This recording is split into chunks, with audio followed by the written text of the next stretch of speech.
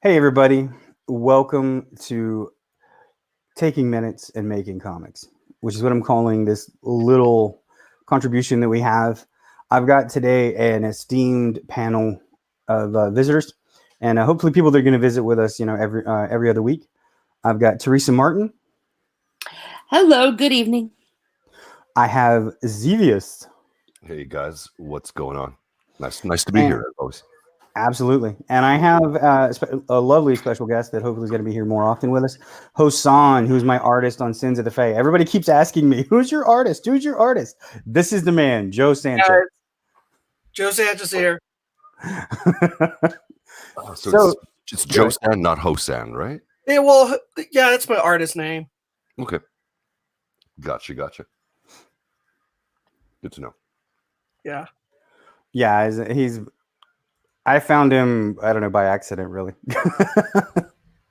But I was just like looking through for different artists, and he had his rates listed with a picture of like Batman and Joker or something. And I was like, wow, that's a really good picture. So I reached out to him. Yeah. Don't we all find each other by accident on this crazy internet? Yeah. Indeed. Yeah. For sure.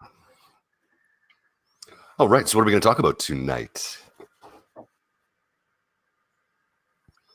Did we lose? I think we lost Buddy. We lose Buddy from time to time. It's not. Yeah, my internet went out for a second. It's gonna do that, Anyway, so we're gonna talk about Hosan and the process of making comics. Basically, we're just gonna do kind of a minutes thing. So Hosan, this is the latest page that you presented to me that I got from you. And this is gonna be, I think, page 9 and 10 of the comic book.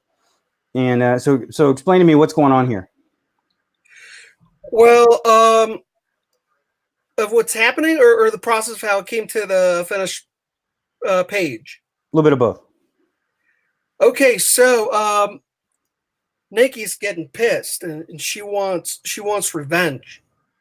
So she's gonna use her rifle and cast a spell, and that's gonna turn into that lovely dragon right there, and it's gonna burn the heck out of all of the monsters.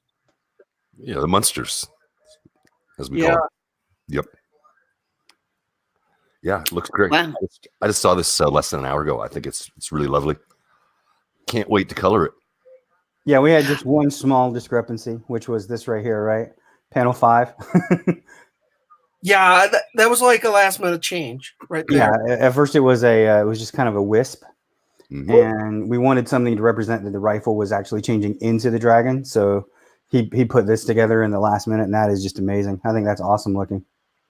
Yep, I can't post the process pictures on the Mac, but I have them on my iPad. I sent them to you. I don't know if you can show them.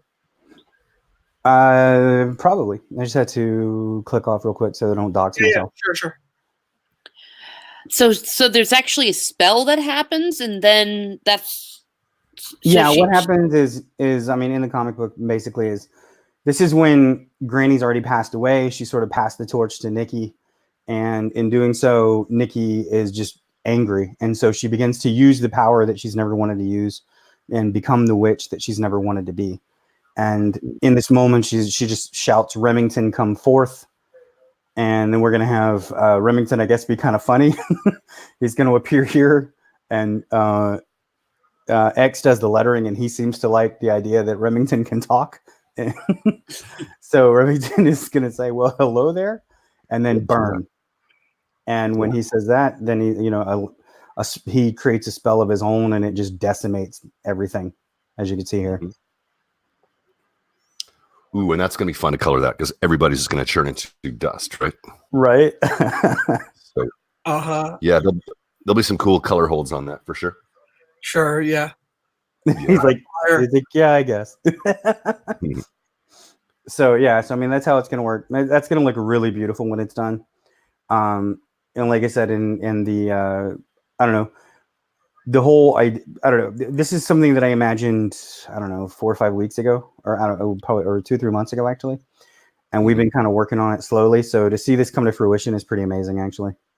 Yep. I didn't know how you were going to make the dragon. That is pretty freaking awesome. Yeah, I was thinking about it. I mean, I thought about it for like 2 weeks on what I was going to do with the dragon, and because it had to come from a rifle, and yeah, I have like 6 designs that didn't make the cut. I'll Mhm. show them to you later. Really? Yeah. First, the first one was like it looked too steampunkish. The other one, more futuristic. I didn't like it, so I said, it's got to be like a dragon. It looks like it's made of rifle parts, and at the same time, a bit organic. Mhm. I Yeah. like it. Yeah,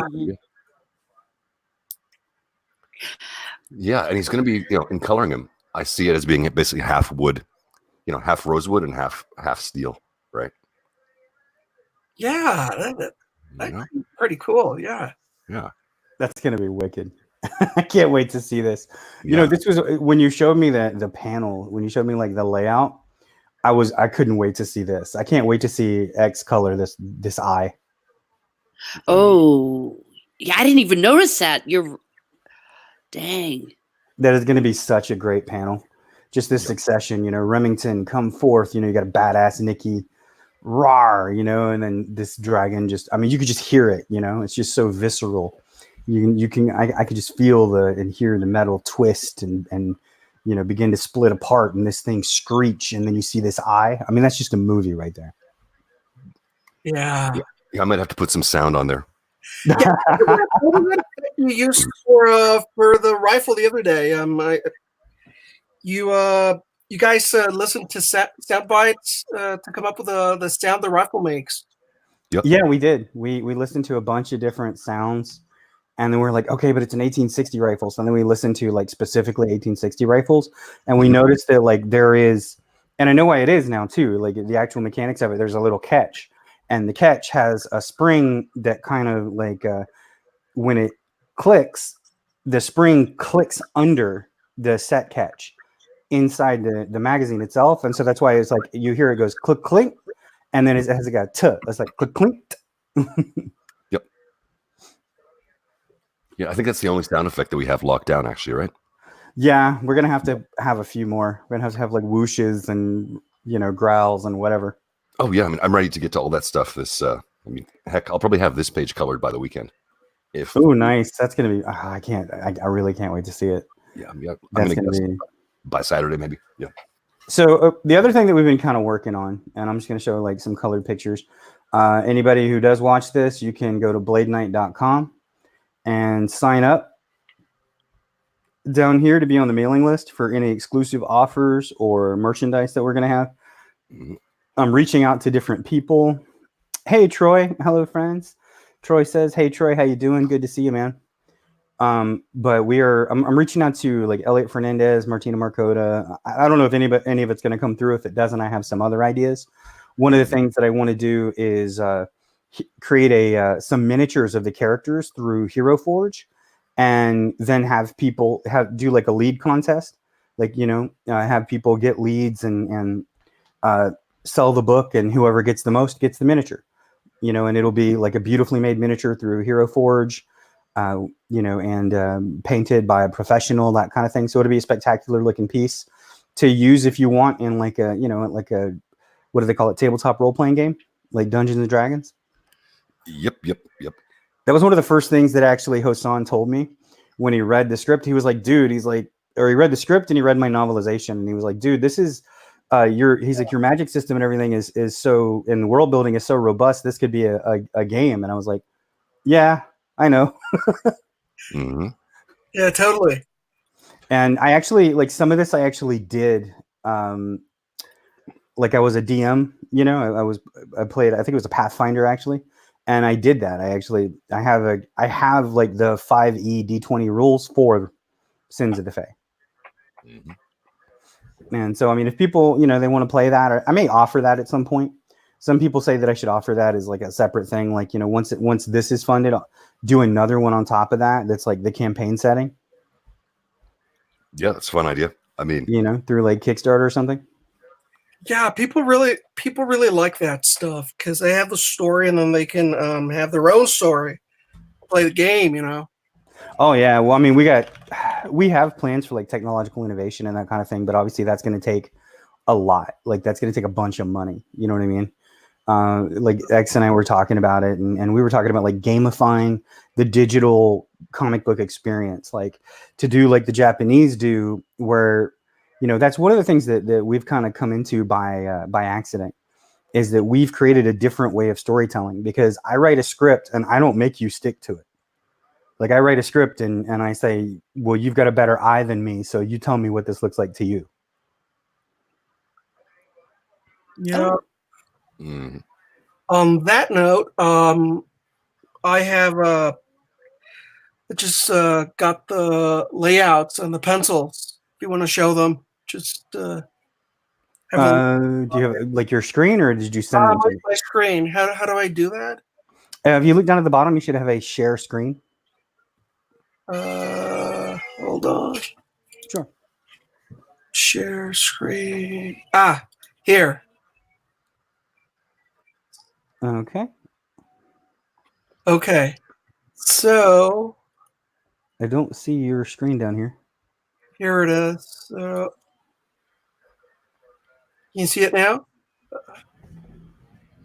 No. I see some really beautiful colors going across, though, and the art from the other books.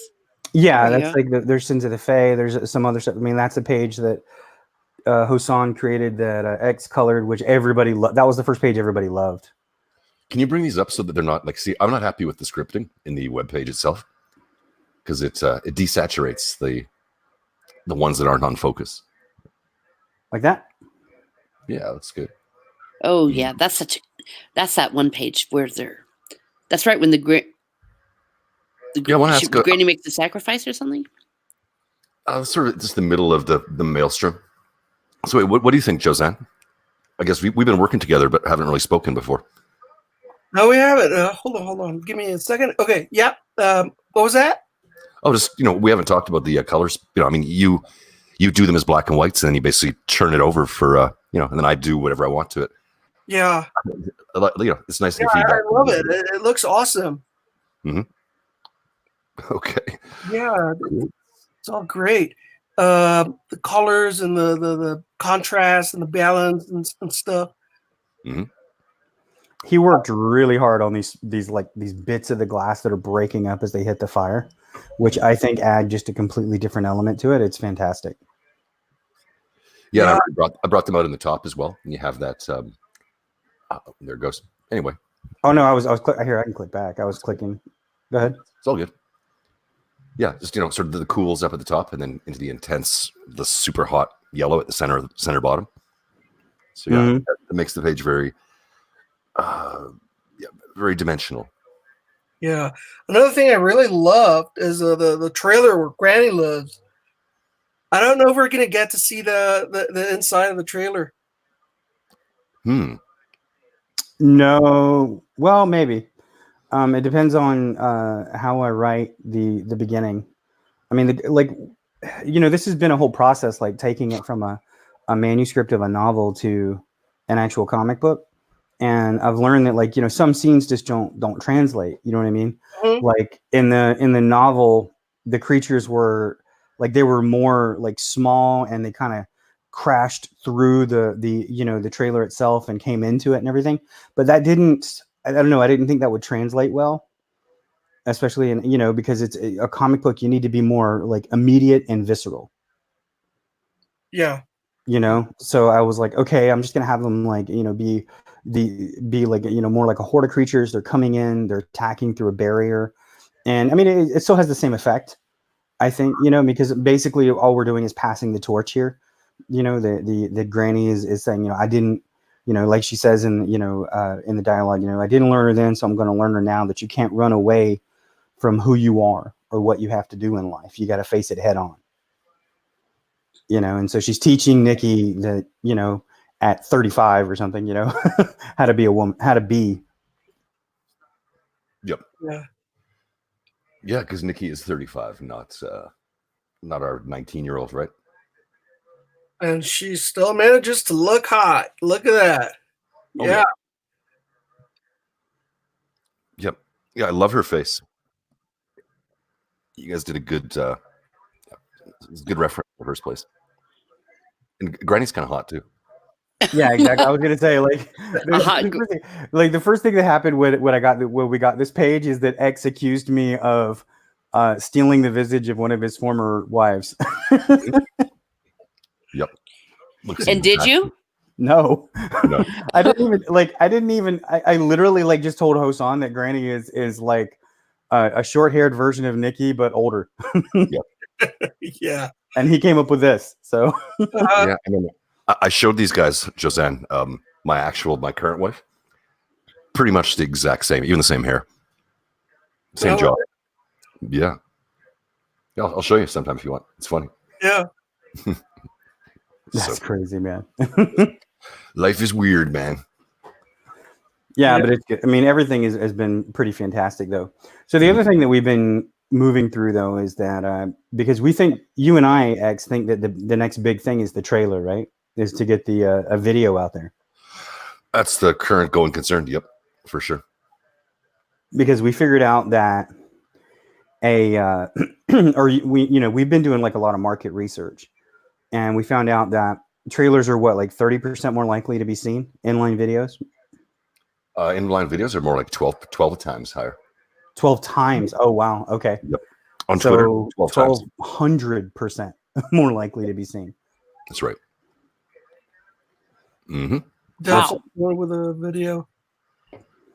Hmm? And how long are they? We're going to make ours 30 seconds. Okay. Yeah, 30 to 40. It'll be a bit loose that way, just depending sort of fitting in the signatures.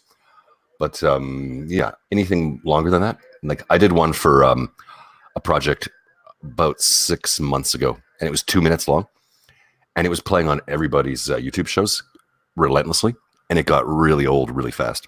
Like I would cringe every time. I'd be like, please don't play it, and they'd play it. So yeah, 2 minutes is too much. Okay. Yeah. But 30 seconds is the sweet spot. That's like it's like a Super Bowl ad, right? Sure. Exactly 30. Yeah, I mean, I think 30 seconds is a really good time. I mean, it's short enough that, you get through it pretty quickly. And obviously, like I said, like you're saying, if it plays multiple times, it's mercifully short, right? Yeah. Yeah, especially for something like this, as opposed to perhaps a long movie trailer. That's one thing, but you want it to be long. But I do know that when I look at those ones, I usually tune out sometimes before 30 seconds. So yeah, I mean, to be honest, most of them, and there are definitely exceptions, aren't really well made. Mm-hmm. And there's bad audio and a cheesy song, and it sort of falls apart in the first few seconds if it's not really good, in my humble opinion. So X, would it be possible to hear that earworm of a intro? In a few minutes, I'd have to load it. Okay. Yeah. Oh, I can show it in development. I mean, I haven't actually rendered it yet because the little bit of timing is, I'm the perfectionist, so putting it out in the world. Okay, no problem. Do that. No problem. Mm-hmm. Yeah. Yeah, because still working on the timbres of the sounds and we were working on it the other day, and we chose the harp, right? Yep. We chose the harp sound, and it's got like these just a few notes in succession. But it's like an earworm, man. Once you hear it, like you're gonna hear it for a few hours in your head. So, but go ahead. Yeah, Josanne. Sorry, is it Hosan or Josanne? So I can get it straight. Good. It's perfect. Yeah. Which one? Josanne. Okay, gotcha. Okie dokie. Yeah. So I wrote. I started playing with a bunch of loops, and there's a lot of stock. I mean, there's billions of stock audio beds you can get. But the bed tracks don't have a melody, so I realized I wanted to write a melody for Nikki, which I have done. And it's got a weird... Teresa's the most experienced musician of us in terms of articulating what it is. But it's off the beat, so I wanted it to sort of be kind of have a Celtic sort of feel, and it's a bit folky, And it was written with piano. I was bringing it up now. So it was written in piano, but that's not really the right sound for something like this. So let me just see if let me just bring this up. I did. Oh, okay. Here we go. Here's the harp melody. And 1 second here. Turn off looping. Here we go.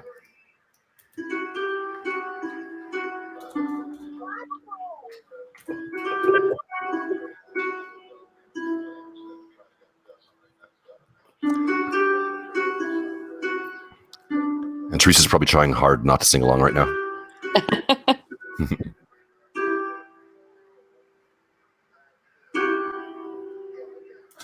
So that's the basic melody. I'm building the whole track around. And because it's only 30 seconds, I have to bring it up to speed really fast. Yeah. Yeah. Well, it's got a lot of like great. What do you call it? The different tracks after that, and these kind of layers that, until it gets to the end, and there's a kind of a crescendo, and then it hits, and then, it's going to be like, what will she do to protect them? Anything, kind of thing. And it's going to be a great trailer. I can't wait to see it. Yeah, I just heard some things in there that I didn't catch the first time I listened to it. Oh, really? There's some skips and the harmony. I don't know if you changed it, but one of them it was a minor third and then a minor second. So the first time when you did it in the piece, so it was a little more consonant, and then it moves towards some dissonance. I caught that this time. It's pretty sweet. That's exactly what it is. Yeah, thank you. That's what it does do. Yeah. I believe this is the same one I played before, but and you guys have lost everybody but Ish. Oh, sorry. Well, I mean, everybody but Ish may pay attention to this later and be like, "Oh yeah, I hear it." Man, there's more consonance than dissonance on the second go around. No, I got it. Yeah. Yeah. Well, and understand that that's like the second time I've heard it, or second or third time. So my ear might have missed it that time. I don't know if you've adjusted it, but music, just like anything else, it's complex. It's even something like this for a 30 second track. It's not just something that you just pull out of your rear end. If it's good music, there's always a structure behind it. And it's fun to just sit and listen to that and to be able to pull it apart. And I think that I like the way that it complements what's the tension about what's going on in the story. Yeah, that's the intent. I mean, I play more, I play much more by feel. I mean, I studied music for ages and then basically forgot everything I learned on paper. It's true. So, I have to basically, on guitar, which is my primary instrument, yes, I really never know what I'm doing unless I've got my hands on the guitar. And then I know what a fifth and a minor third and a whatever, all those things, what they feel like. But I couldn't write it down on, I couldn't certainly put it on sheet music. And then keyboard's a very different experience because I basically look at it. And if I'm doing it on the computer, it's even weirder because the keys are mapped to, I won't get too into it, but it's all it's instinctive. That's all. Mm-hmm. Whereas someone like you has a developed ear where you can just say that's what it is. Yeah. And it's just what I do for a living. So that's what it is. But yeah, but yeah, it's loads of fun. Well, and as we always say that we always also learn all the rules so that we know which ones that we can break when we are doing our music. Absolutely. I think you have to do that. That's what I do. I actually read a book this week called Dare to Lead by Brene Brown. And she talks about that. She says, that they give you the steps, or they call them the ladders. And, because it's like the rungs, right? And what she's talking about is like anything that you do, like, when you go to music, they teach you these basic, the notes or chords or whatever. And for like tennis, they teach you, specific moves, maneuvers and techniques and everything. And it's like, you have to know those and they have to become muscle memory so that you can dare, mm-hmm. So that you, he's like, I'm good enough to dare now. is what what she called it, and it made a lot of sense. I mean, that's kind of in everything. Once you learn those sort of rudimentary steps, and that's like becomes instinct to you, then I'm sure like art's the same way. I mean, everything is a succession. Well, I mean, specific to what's on screen. Like, I mean, as a colorist, I mean, if you bring up, what's really jumping out at me, which was intentional, is the butt on from the other book we're doing for Sins. And so this image, I mean, I don't sit down with any kind of theory or math in mind when I start to color something. Mm-hmm. But I did start with, it's too bad it's cropped here, but I started with, what's her name? It's Penelope, right? Penelope, that is what it was. Yep. And I started with Penelope's hot pink shorts. Bring that up. I did that first. Oh, you can't bring these guys up themselves, eh? I can't. I don't know. It's there we go. So yeah, so this all started with I wanted her to have like shiny, sort of sparkly satin, like hot pants, right? And I put the shine on it. There's a little bit of glitter in there with the magenta. So that's the thing you're going to see first when you open this page, hands down. You are meant to stare at her ass, so it's okay, Josan. Yeah. Yeah. And you, about, man. Yeah, so it's engineered to do that. And so I started there until I got them great. And then I did the legs so that, you sort of have this lightness to her and the white top. So she kind of comes off the page a bit. And then trying to fill in everything around that so it doesn't take away from that.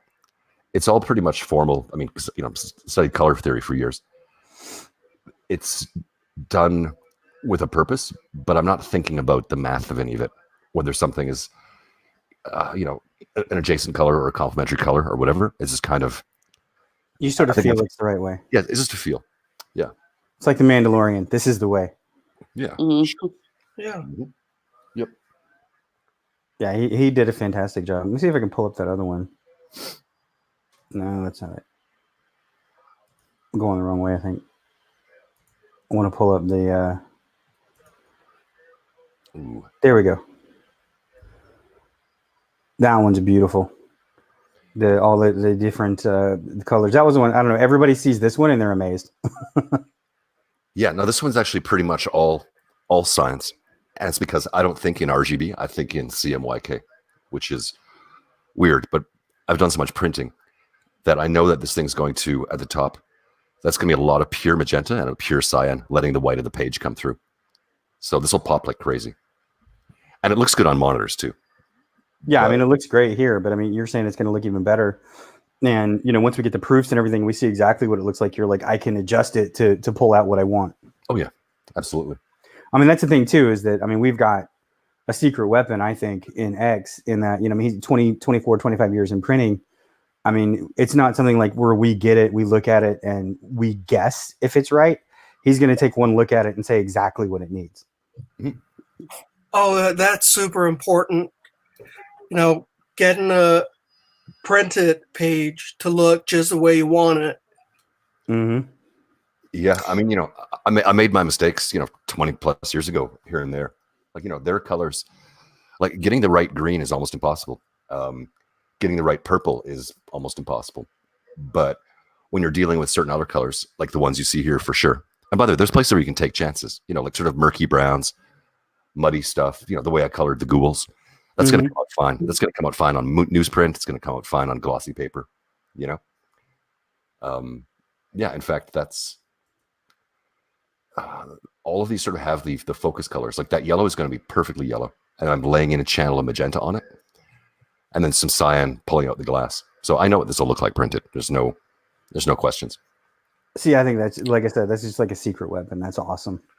Yeah. We're going to be able to just get exactly what we want, which I think is difficult for a lot of people. That's something we're going to do too when we get ready. X is extremely busy this week. He's always busy, but we're going to work on putting a show together that's about basically how to publish like a pro. That's pretty. Yeah, I think we could do a whole series of that. It'd be interesting. Mm-hmm. Yeah. Yep. Well, because you hear these guys. Oh, sorry, go ahead, Teresa. Oh no, I was just going to say, speaking of how to publish like a pro, sometimes, if I may say this, is how to publish like a pro. Get a pro to do it.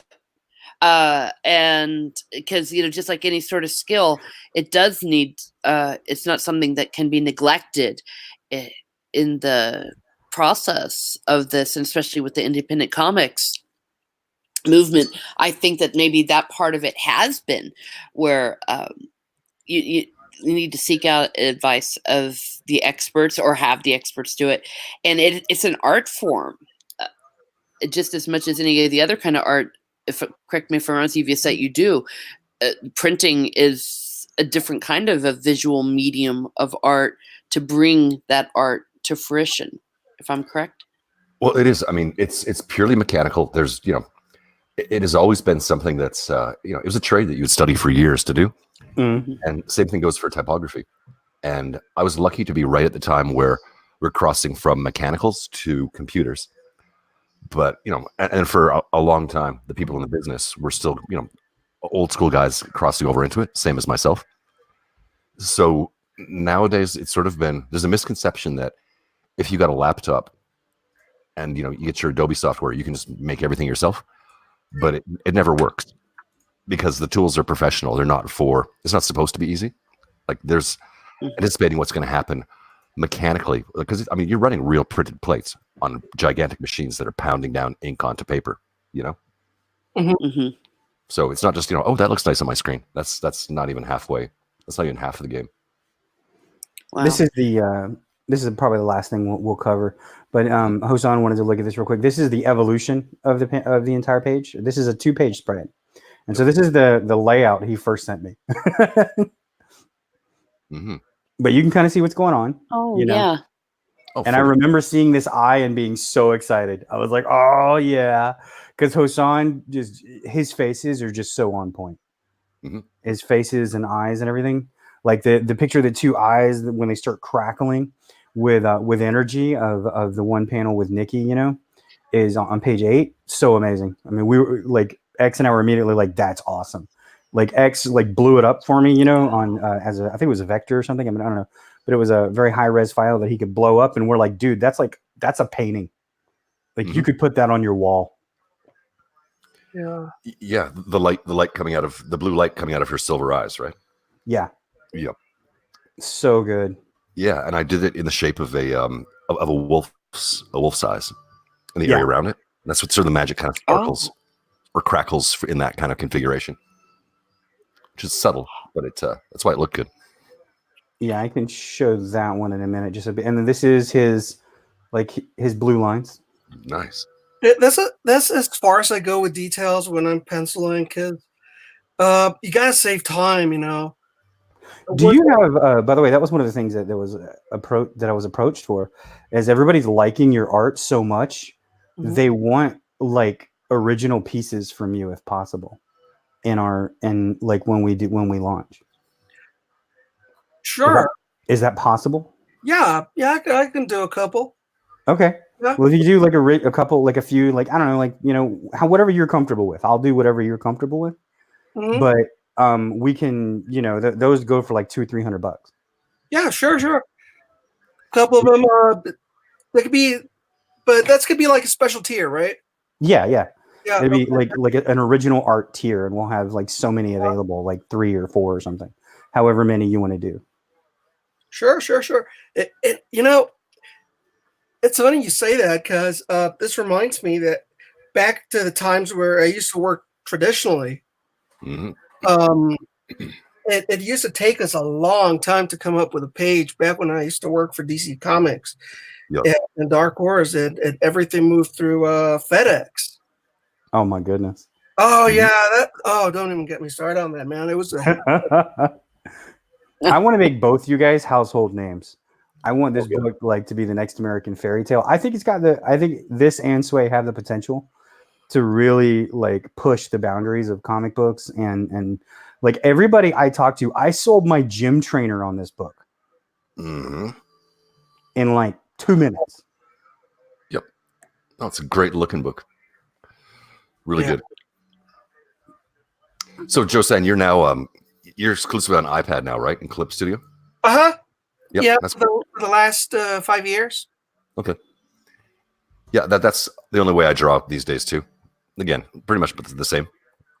I jumped on it when the iPad Pro came out about 4 years ago. And I'm not a sequentials guy by any means. That's not my interest. But I love the Clip Studio is great, and I like Procreate too. Yeah, Procreate's good. It's great, but I haven't gotten the hang of it. I'm still having problems with the inking part of it. Mm-hmm. Can't get the brushes to feel right. Yeah, it's tricky. I mean, I could send you. I've got a few custom ones, but if you look around, there's billions of them. Mm-hmm. So, yeah, it's the feel that you like, I guess. Really. Yeah, it's more that than anything. Yep. Cool. There you go. There's the eyes. Oh, there we are. Right there. Yeah, and the white glow, and there's white sparkles, and there's little pink sparkles in there, magenta actually for the inks, and it's the shape subtly of a wolf's eyes. See the sort of the teardrop shape to them, right? Yeah. You see, now that you've said that, I can't unsee it. Good. But I wouldn't have gotten that though. I probably might have gotten the effect, but not seen that. That's cool. Look at that. Yeah, but Like that I mean, you could easily make that like a poster or be on somebody's wall or something. You know, either that or this, or even over here. Like that, oof, all day long. Mm-hmm. X and I have talked about that. Like we're like, man, we should just have that printed up for everybody. If this book hits big, we just have that printed for everybody. Send it to them. Yep.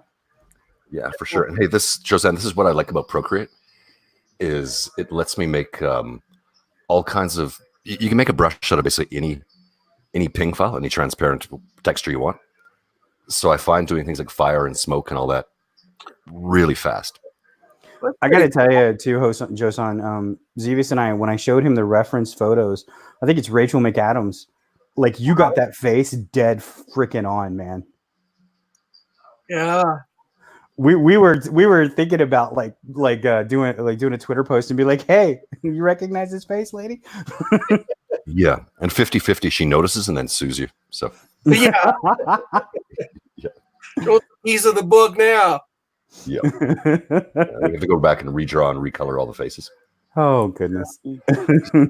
I spend a lot of time doing, especially the beautiful women faces. Mm-hmm. That would be a pain in the butt to go change features around for sure. Oh yeah, we don't want to do that. But this is so gorgeous. You did such a fantastic job here, man.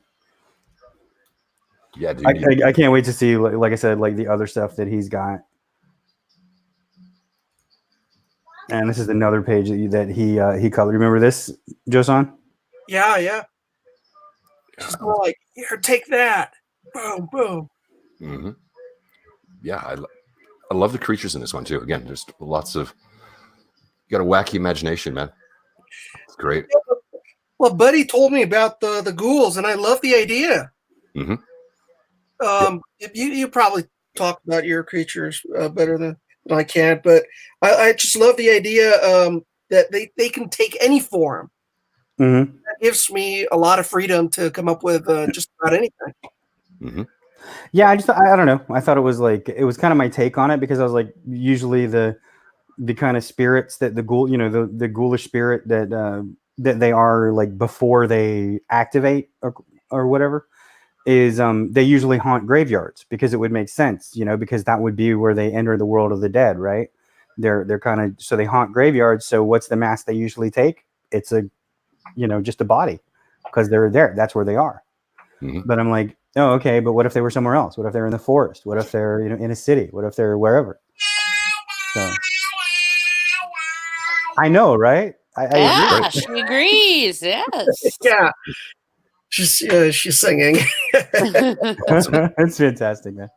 So yeah, but anyway, but you've done a really good job here, and obviously, like, X just brought this to life, and it was complete serendipity. He didn't even know, which I think is hilarious. That the night sky in my world is a magenta. It's a pink, because the sun's red. He didn't know that, and he just made it anyway. Yeah, I just felt like that's the color I wanted. So weird. Yeah, it looks pretty cool. Yeah, he did a great job. All right, so we're going to go ahead and cut off. This is actually a lot longer than we wanted to go, but I think we've covered a lot. We've got a long way to go, but we're doing well. Once again, for anybody that sees this in the future, if you go to bladeknight.com and sign up, you can get exclusive discounts, offers, and merchandise, and all the updates on the products as we go. This is Sins of the Fae. There's another product coming out called Sway, and that is being illustrated by a man named Jason Johnson, who's former Wildstorm, I believe. Mm-hmm. And we got lots of industry folk up in here. I mean, Xeveiuss has got more experience than all y'all combined. but he hasn't been coloring comics. He's been coloring like brochures, catalogs, everything else, right? Anything print industry, man. Like magazines, books, annual reports, stuff like that. Yeah. So so anything you can think of, at a professional level for 25 years. And Hassan has worked for DC Comics, for Dark Horse, for Zenescope. Everybody loves Zenescope. I was telling him earlier, I was trying to make a joke. We couldn't get it through, though, because he kept cutting out. Watch me cut out now. Knock on wood. Was that I said, like every time I see a Zenescope comic, it's just a hot chick. Is that like the slogan? We draw hot chicks? Mm-hmm. Oh, yeah. So is that how you interviewed for Zenescope, man? You just drew a hot chick? They're like, yeah, that's hot enough. Yeah. That, and I sent them a horror story I had worked on, and they liked it, and they gave me a job. That's fantastic, man. Yeah. I mean, you said you work freelance for them, or do they have you like a retainer every month, or how's that work? No. If there's a project they think I would like and that would fit my style, they write me up and ask me if I want to work on it. Just haven't had time recently to work on that. Yeah. I mean, you've been doing like 3 or 4 different projects. I've seen like something to do with an office, something to do with cats in space. Then you got mine. Yeah. Plus, I got for my own and stuff. Yeah. We got cats in space. I was about to say, you had me at cats in space. That's awesome. You guys haven't seen his cats in space? No, I'm gonna have to look that up right now. All right, everybody, let's put Hosan's Twitter up in here. Yeah, do it. Is that okay, Hosan? Josan, if I do it? Okay. Yeah, cats in space. We're the cat. I'm a cat person. I know Xeveiuss is. It's like a comic book called Destiny Aurora. So here we go. This is at Josan Art on Twitter. You can follow him. He puts up a lot of his work there. He's at Joe Sanchez on Facebook, and you can find him there as well. Really amazing artist, guys. Everybody needs to follow him. I would love to put both these guys on retainer for the rest of the year. Mm-hmm. I really would. I would love to make $100,000 on Sins of the Fae. Pay both of you guys like $20,000 and have you work for me for the rest of the year. That's good. Yeah, I'm down with that. That's cool. Yeah, X is like, yeah, I'll be all right with that. I'm not really working for you, but I'll take the $20,000. Yeah. Hey. I'm all for money. She's all for donations. Yeah, donations. Yeah, donate to my vacation fund. Oh wow! Somebody's got to pay for those first class tickets. Exactly. They don't. First class tickets don't grow on trees. We've talked about before, and I really should stop, but we got a good rapport, so it's easy to keep going. Is that X and I have talked about going to conventions, getting a couple booth babes, and as long as we can sell enough comics to like pay for the trip, then it's good, and it's like marketing. Oh yeah, definitely. Yeah, no, totally worth it. Yeah, you down for going to some conventions with us, man? Selling some books, hanging out with some hot booth chicks. Yep. Mm-hmm. Oh, there you go. Yeah, let's do it. I know, man. I'm ready. All right. So I do thank everybody for coming in today. Thank you, Teresa. Oh, you're welcome as always. Thank you, Xeveiuss. Yeah, anytime. Love talking comics. And especially thank you, Hosan. I really appreciate it. I know this was kind of a pain in the butt for you to make it work, but it seems like we found a working formula here. Sure. No problem. All right. So yeah, we're going to continue to do this about every other week. And, if anybody has any questions, please send them to On Culture here. Just post them in the as a comment to the video. We'll take a look at them. And if there are, enough questions during the week, then we'll have a Q&A on the following week. Okay? All righty. Sounds good. All right. Well, So we thank everybody for coming in and thank everybody for watching in the future. And I hope you'll have a great night. Good night, guys. Okay. Bye.